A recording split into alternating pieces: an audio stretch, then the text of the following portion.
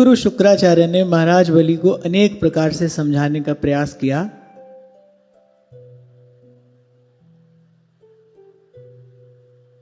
कि आप इस ब्रह्मचारी को देने का जो संकल्प है उसको त्याग दें, इसी में आपका हित है, इसी में आपका कल्याण है। अनेक अनेक उदाहरण वेदों से पुराणों से दैत्यगुरु शुक्राचार्य ने दिए। गृहस्थ का ये धर्म है, गृहस्थ का ये धर्म है। किसी भी प्रकार से वो चाहते थे कि बलि ये जो 3 पग भूमि दान करने का संकल्प है उसको त्याग दें। पर मानना पड़ेगा कि बलि जो है वो धर्म के मर्मज्ञ हैं। सब कुछ सुना, फिर बड़ी विनम्रता और बड़ी सावधानी से श्री शुक्राचार्य जी से कहा,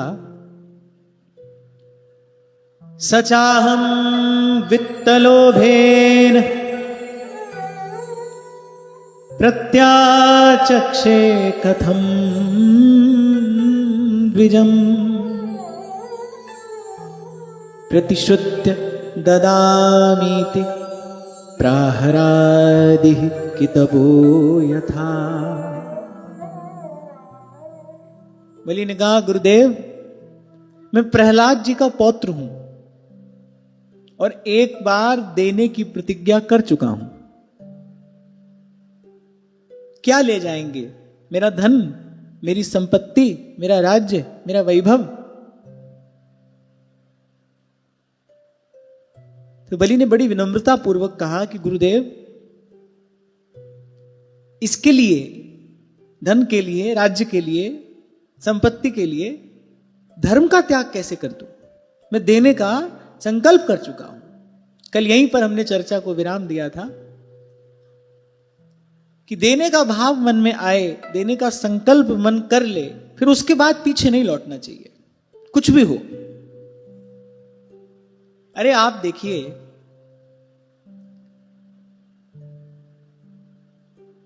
राजा हरिश्चंद्र जी से तो ऋषि ने आकर ये कहा, स्वप्न में देखा है ऐसा मैंने कि तुमने अपना सर्वस्व मुझे दान कर दिया है। राजा ने कहा, ये तो पहले से ही आपका है, और यदि आप ऐसा कहते हैं तो ऐसा ही हो। एक क्षण में सब कुछ त्याग कर चल पड़े। देखो, लाख बांध कर रखने का प्रयास करो किसी को, जाने वाला जाता ही है। लाख समेट कर संग्रह कर रखने का प्रयास करो धन को, समय पर लाभ भी होता है, समय पर हानि भी होती है। जो समय आना है, जो स्थिति आनी है, वो तो आएगी ही। जो विवेकी है, जो बुद्धिमान है, जो धर्म का मर्म जानने वाला है, वो सदा सर्वकाल में अगर रक्षा करता है, अगर प्रयत्न करता है, तो वो धर्म की रक्षा का प्रयत्न करता है। धर्म नहीं जाना चाहिए। कल आपको मैं निवेदन कर रहा था, धर्म ही आधार भी है और धर्म ही छत्र भी है। धर्म पालन में ही सुख है।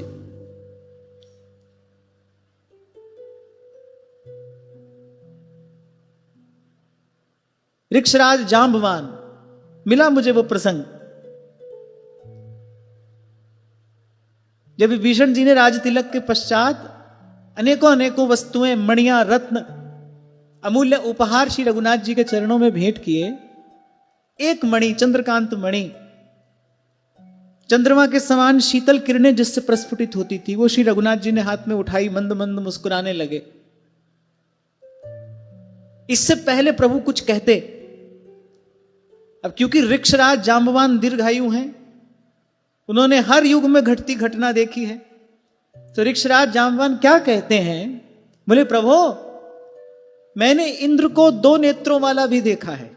अब तो ये सहस्त्र लोचन वाले हो गए, माने वो ये कहना चाह रहे हैं, मैंने इंद्र को तब देखा है जब इनके केवल 2 नेत्र होते थे। मैंने इस क्षीर सागर को मंथन से पहले देखा है। मेरी आंख के सामने ही क्षीर सागर का मंथन हुआ। इस क्षीर सागर को मैंने मंथन से पहले देखा है।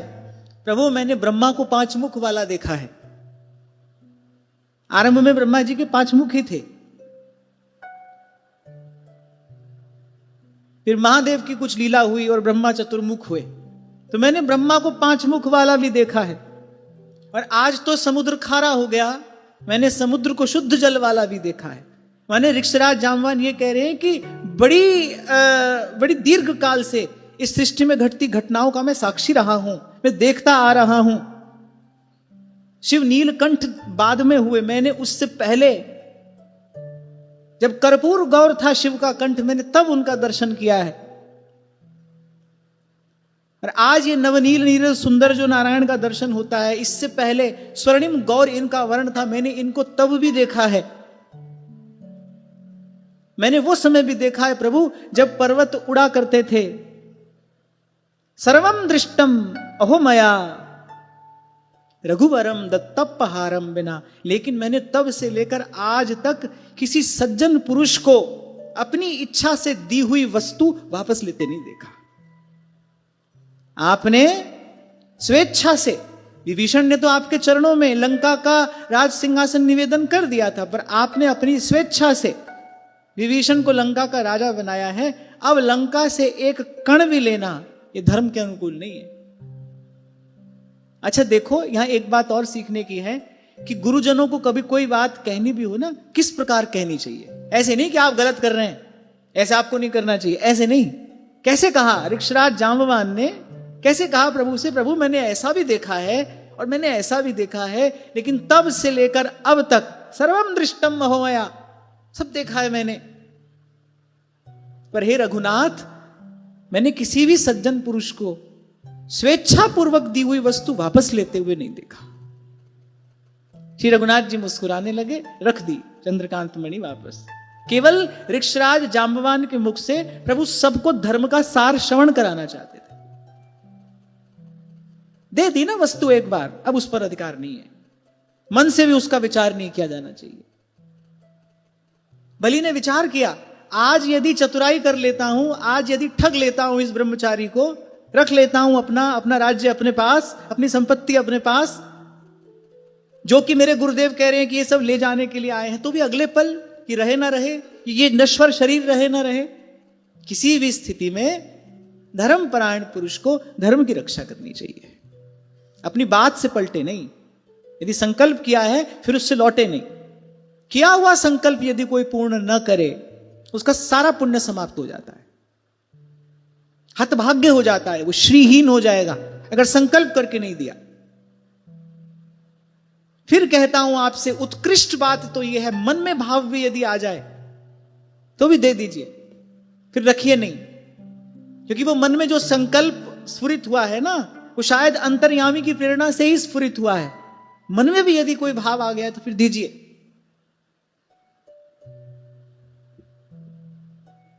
और विश्वास रखिए, जहां धर्म है वहां भगवान है, जहां भगवान है वहां ततो जयः।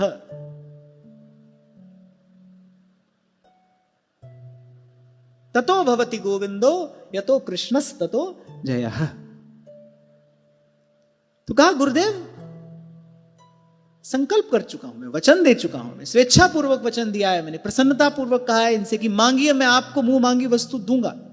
और जब 3 पग भूमि इन्होंने मांगी है तो मैं देने का संकल्प कर चुका हूं।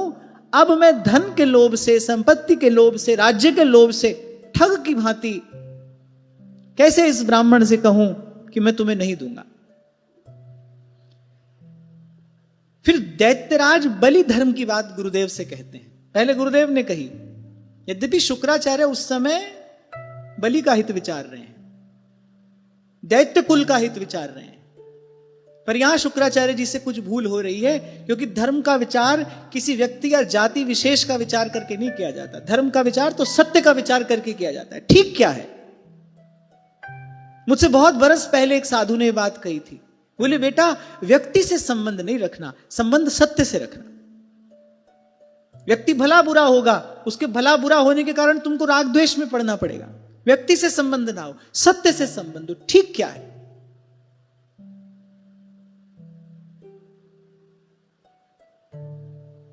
आपको घटी घटना बता रहा हूं। एक बार ऐसे परिवार में कोई ऐसी घटना हो गई, बहुत काल पहले की बात है, और मुझसे किसी ने कहा कि आपको अमुक पक्ष में बोलना है। मैंने कहा नहीं, पहले आप मुझे ये बताएंगे कि गलती किसकी है। तो नहीं, गलती तो इन्हीं की है। मैंने कहा गलती यदि इन्हीं की है तो मैं कभी किसी भी सूरत में उस पक्ष में नहीं बोलूंगा। संबंध व्यक्ति से नहीं है, संबंध सत्य से। ठीक क्या है, उचित क्या है, धर्म के अनुकूल क्या है, बाकी सब आता जाता रहेगा, बाकी सब बनता बिगड़ता रहेगा। एक कवि कहता है कि सदा न संग सहेलियां और सदा न राजा देश, सदा न जग में जीवना और सदा न काला केस। जो आज अनुकूल है वो वैसे भी कभी ना कभी प्रतिकूल हो जाने वाला है, जो आज प्रतिकूल है वो कभी ना कभी अनुकूल हो जाने वाला है। सदा न फूले केतकी और सदा न सावण होए, सदा न विपदा रह सके और सुख भी सदा न रहो। सदा न मौज बसंतरी और सदा न ग्रीष्म भाण और सदा न जोबन थिर रहे, सदा न संपत माण। सदा न काहू की रही गल प्रीतमरी बाह, अरे ढलते ढलते ढल गई तरुवर की सी छाह। सदा न जग में जीवना और सदा न काला केश, सदा न संग सहेलियां सदा न राजा देश। ये सब तो वैसे भी क्षणभंगुर है। धर्म साथ रहेगा, अंत तक आपके साथ रहेगा। उसी का संग्रह करना चाहिए, उसी का पोषण करना चाहिए, उसी का रक्षण करना चाहिए और बिना डरे, क्योंकि धर्मो रक्षति रक्षितः। जे ही पत राख है धर्म की, ते ही राख है करता। पहुंचे थे जब कश्मीर के ब्राह्मण हिंद की चादर गुरु तेग बहादुर साहब के चरणों में। गुरु साहब जब पहुंचे, बड़ा क्रूर था औरंगजेब, ठगने का प्रयास किया उसने, कपट किया उसने, चेष्टा की उसने। कहा गुरु साहब से आप आ जाइए हमारे पक्ष में, आपके और आपके जो अनुयायी हैं उन सब के प्राण बख्श दिए जाएंगे। गुरु साहब क्या उत्तर देते हैं कि बाह जिनांदी पकड़ी है, सिर जाए बाह नहीं छोड़िए। हम वचन देकर आए हैं, वचन से कैसे लौट जाएं? जीवन तो आज है, कल नहीं है। उदाबाई ने कहा अरे चरणामृत नहीं है, विष है, मत आरोगो। भाई साहब ने कहा अब तो गोविंद के चरणों में रख दिया, अब तो जो भी हो। शरीर को रखने के लिए धर्म को कैसे जाने दूं? जैसे गोपी कहती है देह तो छूटेगा पे नेह ना छूटेगो माई। भाई साहब ने कहा शरीर को रखने के लिए धर्म को कैसे जाने दूं? गुरु साहब ने कहा बाह जिनांदी पकड़ी है, सिर जाए बाह नहीं छोड़िए। गुरु तेग बहादुर बोलिया धड़ पे धर्म नहीं छोड़िए।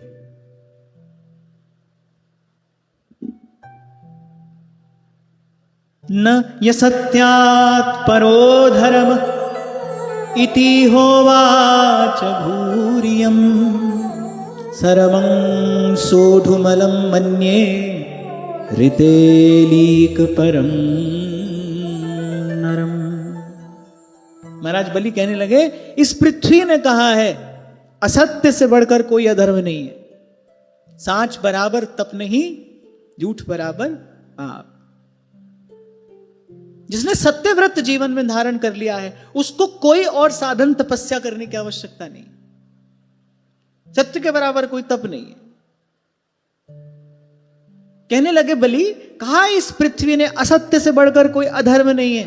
पृथ्वी कहती है मैं सब कुछ सहने में समर्थ हूं, झूठे मनुष्य का भार मुझसे नहीं सहा जाता।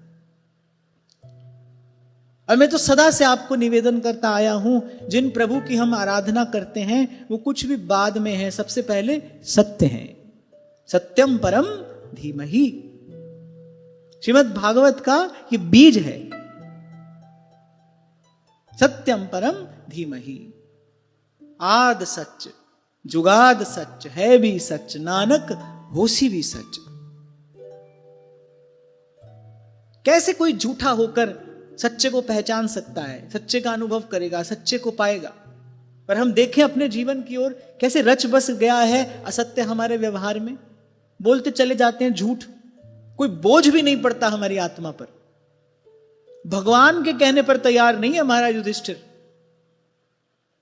अश्वत्थामा मारा गया, भगवान के कहने पर वो बोलने को तैयार नहीं है। कि राज्य के लोभ से मैं असत्य भाषण कैसे कर लूं, सत्य को कैसे जाने दूं, ये मुझसे नहीं होगा। बड़ी कठिनाई से भगवान ने तरह तरह की बात कहकर, बड़ी कठिनाई से भगवान ने यह कार्य महाराज युधिष्ठिर से कराया। वो नहीं करते। हम अपनी दशा देखें, बोलते चले जाते हैं झूठ, हमको अपनी आत्मा पर कोई बोझ भी अनुभव नहीं होता। ऐसा रच बस गया है असत्य हमारे व्यवहार में। और पृथ्वी कहती है इससे बढ़कर कोई पाप नहीं है, अधर्म नहीं है।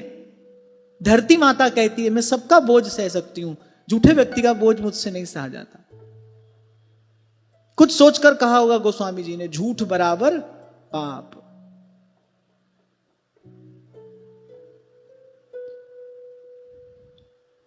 कहने लगे महाराज बलि आगे। अब गुरुदेव सामने हैं तो उनको बात भी बड़ी विनम्रता पूर्वक कहनी है, सावधानी पूर्वक कहनी है। गुरुदेव का पक्ष कुछ और है। आज पहली बार गुरु जो आज्ञा दे रहे हैं उसको स्वीकार करने में बलि अपने आप को समर्थ नहीं पा रहे। पहली बार आज ऐसा हो रहा है। ना हम बिभेमि निरयान नाधन्याद सुखार्णवात् न स्थान च्यवनान् मृत्योर यथा विप्र प्रलंभनात्। बलि ने कहा मैं नरक से नहीं डरता, मैं दरिद्रता से नहीं डरता, मैं दुख के समुद्र से नहीं घबराता, इस राज्य के नाश की मुझे कोई चिंता नहीं है, मृत्यु से भी मुझे भय नहीं है, पर छल करने से डरता हूं। किसी से छल नहीं कर सकता। देखो ये कौन है? दैत्यराज है। ये दैत्यराज है। आगे नरक से नहीं डरता, दुख के समुद्र से नहीं घबराता, राज्य चला जाए इसकी कोई चिंता नहीं है, मृत्यु से भी मुझे ऐसा भय नहीं है जितना भय मुझे छल करने से लगता है, और वो भी किसी ब्राह्मण से छल करूं। देखो कहीं ना कहीं श्री प्रहलाद जी की कृपा से महाराज बलि में भक्ति का संस्कार तो है, क्योंकि भक्त जानता है कि मेरे प्रभु को अगर कुछ अच्छा नहीं लगता तो क्या अच्छा नहीं लगता?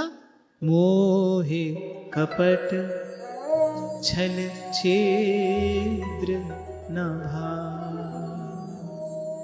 वही झूठ बोलेगा, वही छल करेगा, वही कपट करेगा जिसके जीवन में प्रभु नहीं है, प्रभु का विश्वास नहीं है। जिसके जीवन में प्रभु है, प्रभु का भरोसा है। ऐसा ने कहा क्या हुआ अगर विष भी है तो क्या हुआ? नेक सी चिंता की रेख नहीं उनके मुख पर, प्रसन्न प्रफुल्लित मुखमंडल। क्या हुआ अगर विष भी है तो? यदि मेरे स्वामी की मुझे रखने की इच्छा है तो मुझे कोई मार नहीं सकता, और यदि स्वामी की इच्छा ही यही है तो मेरा तो संकल्प ही है स्वामी की इच्छा में अपनी सारी इच्छा मिला देने का। यदि मेरे स्वामी की इच्छा यही है तो फिर भी कोई झंझट नहीं।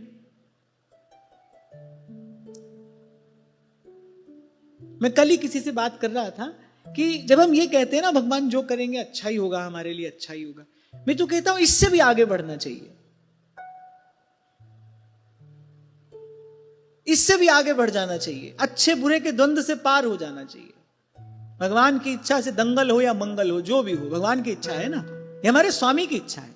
उसमें अच्छा बुरा देखना ही क्यों? उसमें ये बुद्धि लगाना ही क्यों कि अच्छा है कि बुरा है, कम अच्छा है कि अधिक अच्छा है? ये भी तो एक प्रकार से कामना ही है ना।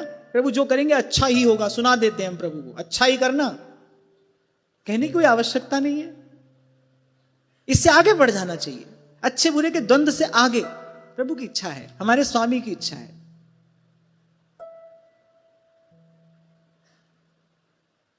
आज्ञा सम न सुसाहिब सेवा।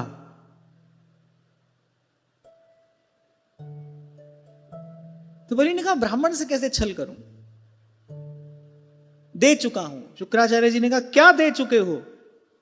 मैंने वचन दे चुका हूं, कह दिया है मुख से दूंगा। यद्यपि अभी हाथ में जल लेकर संकल्प नहीं किया है, विधि पूर्वक संकल्प नहीं हुआ है। शुक्राचार्य जी कह रहे अरे अभी लौट सकते हो, क्या हुआ?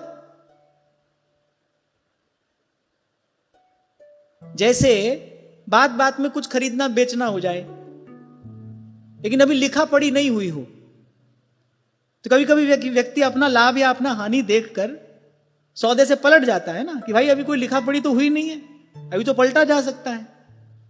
तो अभी कोई लिखा पढ़ी नहीं हुई है, संकल्प नहीं किया है अभी। दैत्य गुरु ने कहा अरे अभी तो लौट सकते हो, मत दो, ये सब कुछ ले जाएंगे। बलि ने कहा नहीं, मैं दे चुका हूं। क्या दे चुका हूं? मैं वचन दे चुका हूं, मैं कह चुका हूं, स्वेच्छा पूर्वक प्रसन्नता पूर्वक कह चुका हूं कि मैं दूंगा, अब मैं पीछे नहीं हट सकता।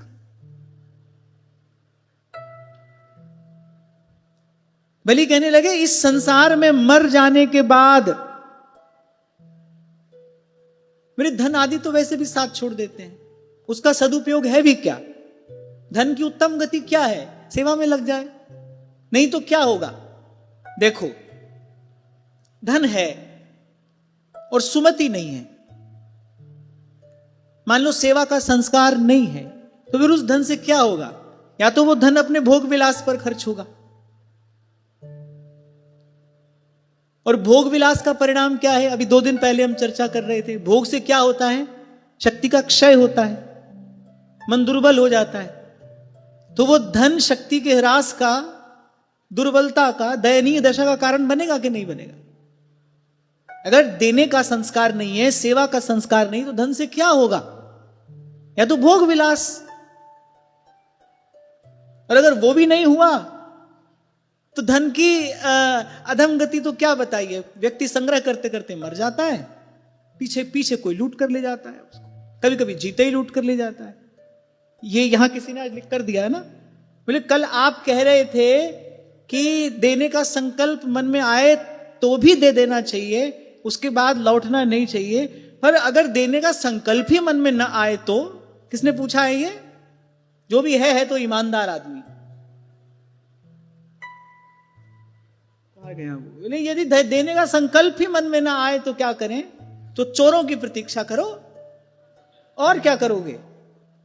देने की इच्छा ही मन में नहीं है, आप कहते हैं देने का संकल्प ही मन में ना हो तो क्या करें? फिर उस धन के लूटे जाने की, किसी के द्वारा ठगे जाने की प्रतीक्षा करिए, और क्या करेंगे?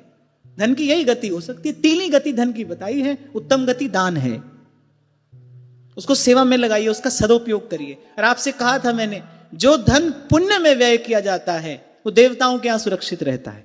जब समय आएगा ना, समय आएगा आपको लौटा दिया जाएगा। जब आपको उसकी सर्वाधिक आवश्यकता होगी, आपको वस्तु मिल जाएगी, विश्वास रखिए, आपका काम बन जाएगा, भरोसा रखिए।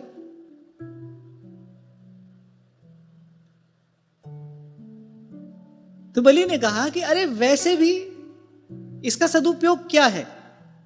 और कहा अगर द्वार पर आए किसी याचक को देने के भी काम ना आए तो ऐसी राज्य लक्ष्मी का मैं रखकर करूं भी क्या? बलि ने कहा जो धन किसी याचक के काम नहीं आ रहा, मैं किसी याचक को द्वार से लौटा दूं? क्या कह रहे हैं आप गुरुदेव मुझे? बलि तो आश्चर्य में पड़ गए। ऐसी बात भी कह सकते हैं शुक्राचार्य?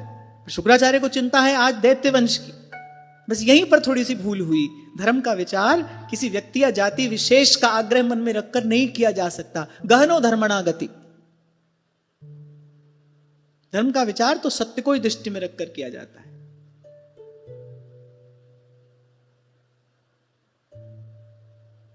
अपने पराये के भेद के कारण ही तो भीतर भी युद्ध है और बाहर भी युद्ध है। धृतराष्ट्र अगर सत्य के पक्ष में चले जाते तो आज इतिहास कुछ और होता।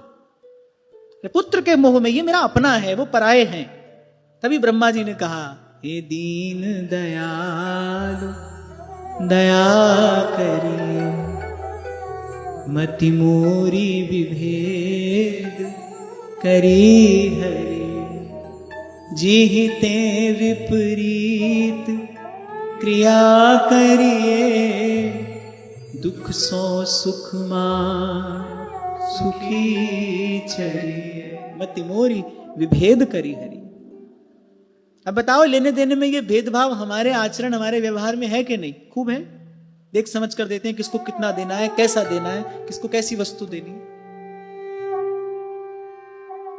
वो देना देना ही नहीं है, वो तो व्यापार है। दान नहीं है, व्यापार है। किसी किसी बड़े बूढ़े से ये बात सुनी थी मैंने कि पहले लोग देते थे ना, तो ऐसे देते थे कि देने वाले को ये पता नहीं है किसने लिया है, लेने वाले को ये खबर नहीं है किसने दिया। कहीं पर वस्तु छोड़ जाते थे।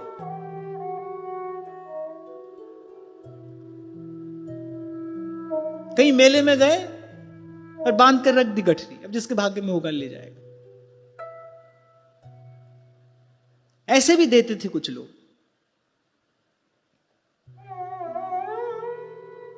देखो, हमारे देने से किसी का काम चलने वाला नहीं है, न देने से रुकने वाला नहीं है। देना किसी के लिए नहीं है भाई, अपने लिए देना है। वो देने की वृत्ति, वो देने की भावना, वो देने का संस्कार, उसका पोषण करना। अरे जिनकी मात्र कृपा दृष्टि से सकल विश्व को पलते देखा। ध्यान रखना, भूलना नहीं। आप दोगे तो किसी का काम चल जाए ऐसा नहीं है, नहीं दोगे तो रुक जाए ऐसा नहीं है। दाता एक राम, देने वाले तो एक प्रभु हैं।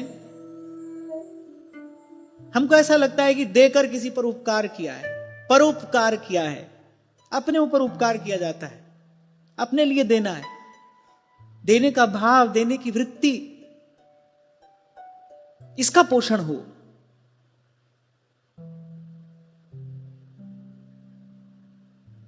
कि मेरा मेरा करके जो अधिकार करने की वृत्ति है, यही बार बार खींच कर ले आती है इस संसार में। वस्तु की, व्यक्ति की आसक्ति के साथ कोई मरता है, वही आसक्ति उसकी दुर्गति कराती है, अधोगति कराती है।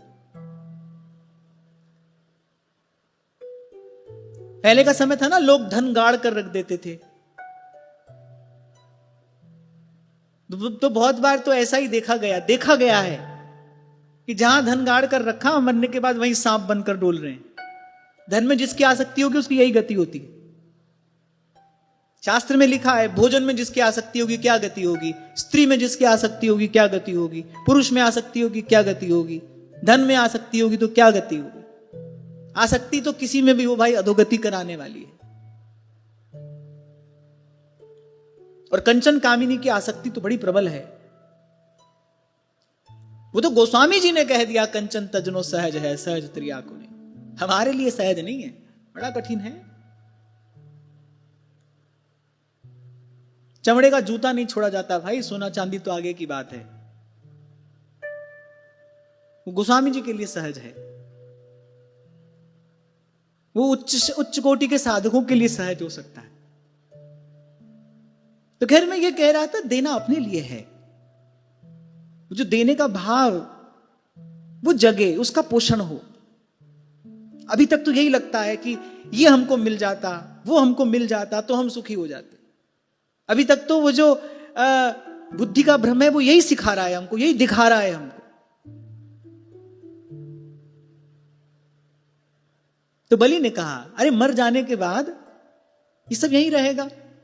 जीवित रहते यदि दान आदि में इसका सदुपयोग नहीं हुआ तो फिर इसका लाभ क्या है। ऐसी राज्य लक्ष्मी को लेकर मैं क्या करूं कि मेरे द्वार से कोई याचक खाली लौट जाए, मेरे द्वार से कोई ब्राह्मण निराश लौट जाए। फिर उदाहरण दिया, बोले दधीची, शिवी आदि महापुरुषों ने तो अपने प्राणों का भी दान करके इस दान धर्म की रक्षा की है। प्राणों का भी दान कर दिया। देवताओं ने कहा आपकी अस्थियां चाहिए, प्रसन्नता पूर्वक दधीची अपने प्राणों का विसर्जन करके देवताओं का कार्य सिद्ध करते हैं। तभी तो आज तक उनका सुयश है और अंत काल तक रहेगा। कीर्ति रहती है, सुयश रहता है।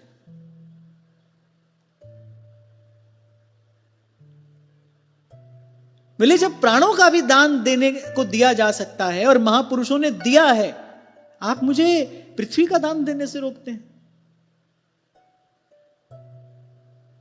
और फिर दैत्यराज बलि ने कहा, हमारे कुल में बड़े बड़े शूरवीर, बड़े बड़े धुरंधर, त्रिलोक विजेता सम्राट हुए हैं। वो तो चले गए पर उनका यश तो आज तक है। अभी कुछ क्षण पहले आपने सुना इस वामन ब्रह्मचारी के मुख से, कैसे वीर थे हमारे पूर्वज हिरण्याक्ष, हिरण्यकशिपु।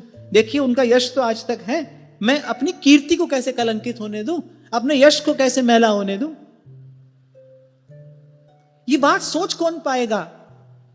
देह से ऊपर उठी है जिसकी बुद्धि, जिसकी चेतना का थोड़ा ऊर्ध्वगमन हुआ है ना, वो ये बात सोच पाएगा। जिसको लगता है शरीर ही सब कुछ है। आज के मनुष्य की सबसे बड़ी पीड़ा क्या है? आज के मनुष्य की सबसे बड़ी वेदना क्या है? शरीर को ही सब कुछ समझता है, जो कुछ है ये शरीर ही है, इसी को पालो, इसी को पोसो, दिन रात शरीर का चिंतन है। और आपको याद हो कभी आपसे मैंने कहा था, अध्यात्म जगत में मैं शरीर हूं, ये सब पापों का मूल है, सारे पाप यहीं से जन्म लेते हैं। मैं तो कहता हूं आतंकवाद से भी अधिक भय इस मानवता को भोगवाद से। भोगवाद माने मैं शरीर हूं, मुझे इस शरीर के सुख के सारे साधन जुटाने हैं, उसके लिए जो करना पड़े, छल करना पड़े, कपट करना पड़े, युद्ध करना पड़े, किसी के दुख किसी की पीड़ा का कारण बनना पड़े, पर ये शरीर सुखी रहना चाहिए। शरीर को पालने पोसने में लगे।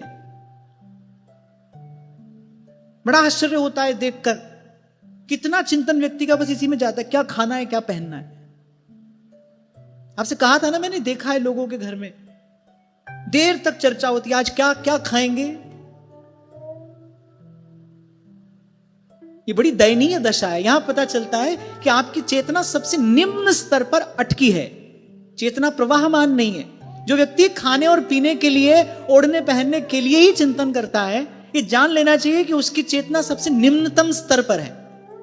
वो देखने में मनुष्य है, होने में नहीं। फिर इसको नाम क्या देते हैं? फिर हम तो बड़े फूडी हैं, हम तो बड़े चूजी हैं।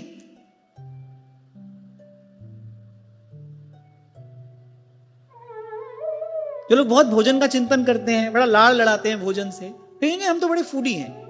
मैंने कहा ना, शब्दों के पीछे, सुंदर सुंदर अच्छे अच्छे शब्दों के पीछे व्यक्ति छिप जाना चाहता है, अपनी दुर्बलता छिपा लेना चाहता है, पर जो है सो है। सत्य तो सूर्य की भांति प्रकाशित रहता है, होता नहीं है, रहता है। सूर्य प्रकाशित ही रहता है। थोड़ी देर के लिए भले कोई बादल की टुकड़ी आकर ढक ले, थोड़ी देर के लिए वो पश्चिम में जाए तो हमको लगे कि अस्त हो गए, सूर्य अस्त नहीं होते। सूर्य तो सदा प्रकाशित है, उस समय कहीं और प्रकाशित है। ऐसे व्यक्ति बचता है, शब्दों की ओट में जाकर छिप जाता है, हम तो ऐसे, हम तो वैसे हैं, सब ठीक है, सब चलता है, आजकल तो सब ऐसा ही है, सब कर रहे हैं, हम क्यों ना करें, आज कर लेते हैं, कल किसने देखा है। ऐसे बहुत सारी बातें हैं, पर ये सब धर्म के मार्ग से गिराने वाली है।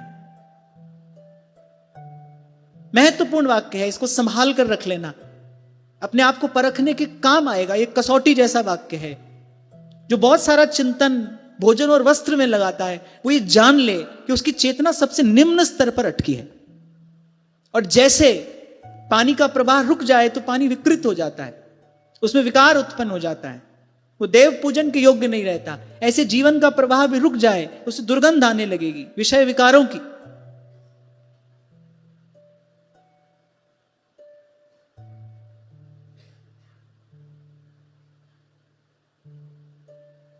जो बालक मेरे यहां भोजन की सेवा करते हैं, आप कभी उनसे पूछना, एक बात की मनाही है, मुझसे ये नहीं पूछना है कि आप क्या पाएंगे, आप लाकर मेरे सामने रख दो, हम पा लेंगे।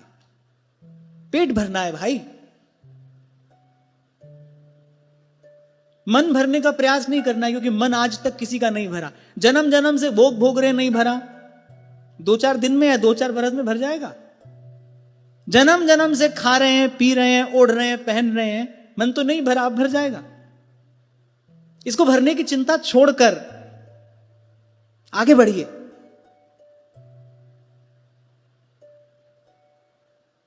भोजन भी अंत में शरीर को रस ही बनाकर देता है, उससे कहीं अधिक श्रेष्ठ उज्जवल रस भगवान के भजन में है। हमारे गिरिराज जी वाले पूज्य श्री पंडित जी महाराज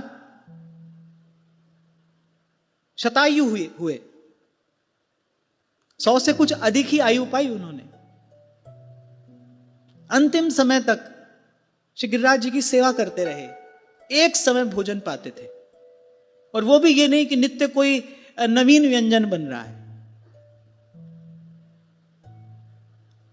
दाल रोटी पाई। ऐसे महापुरुष प्रमाण होते हैं कि भोजन में साधारण रस है, भगवान के भजन में श्रेष्ठ रस है, उज्जवल रस है। वो केवल इस स्थूल देह को ही नहीं, सूक्ष्म देह को भी पुष्ट करने वाला है, आत्मा का पोषण करने वाला है। शायद गत सत्र में हमने चर्चा की थी ना हम लोगों को तो और सावधान रहना है, क्योंकि हम लोग तो प्रसाद के नाम पर अपनी रसना का ही पोषण करने में लगे। प्रसाद है, प्रसाद है। पहले अपने मन की जो इच्छा हुई, अपने मन की जो कामना हुई, वो ठाकुर जी के आगे धर दिया और फिर पेट भरकर उसको पा रहे हैं। प्रसाद है।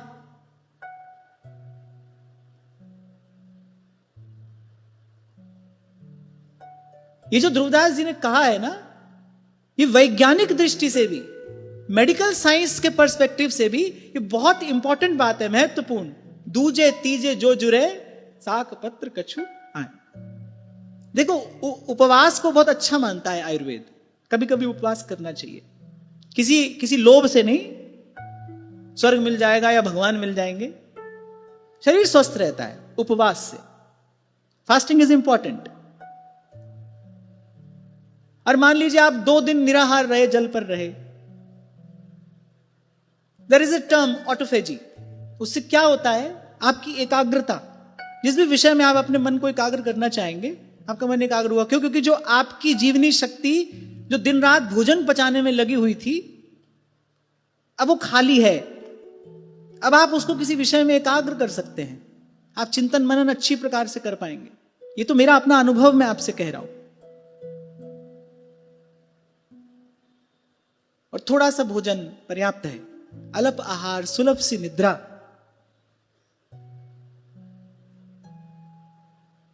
प्रकृति का आदर करते हुए, समय का आदर करते हुए थोड़ी सी वस्तु भी पर्याप्त है।